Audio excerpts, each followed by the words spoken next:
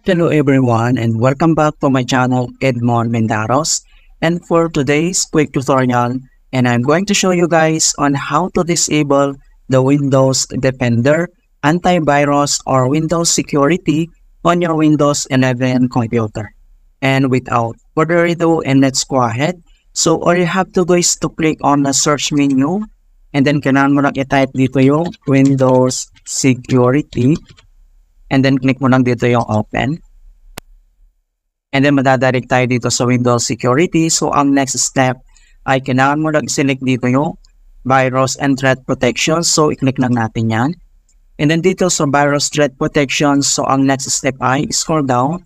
And then dito lang sa kanyang protection settings. So kailangan lang natin i-click tong Manage Settings. So click mo lang yan.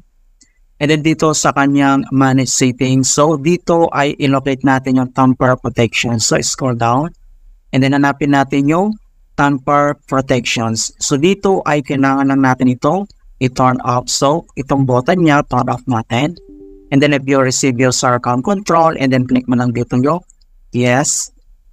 And so na-turn off na natin. And then next solution na pwede natin gawin. So close lang natin ito. And then dito lang ulit sa search menu.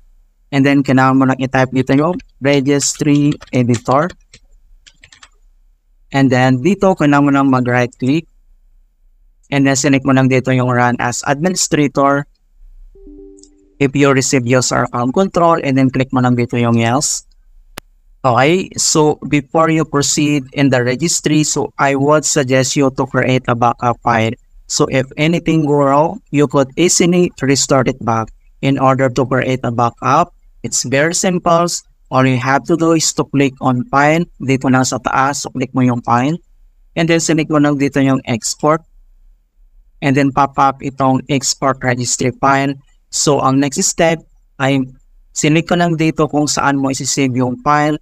And then I would suggest and recommend so pag-create ng file name, dapat nagyan mo siya ng date. Okay? So once na napag-create na ng file name with date, and then click mo lang dito yung save. Right? So, and if you needed to import it back, so it's very simple, same procedure. Dito lang sa taas, i-click mo lang dito yung file, and then select mo lang dito yung import, and then pop up itong import registry file. So, ang next step ay, ilocate mo lang kung saan mo dito sinave yung file, and then click mo lang dito yung open. Right? So, proceed na tayo. So, ang next step ay, kailangan mo lang i-select dito yung HK local machines. So, double-click ka na.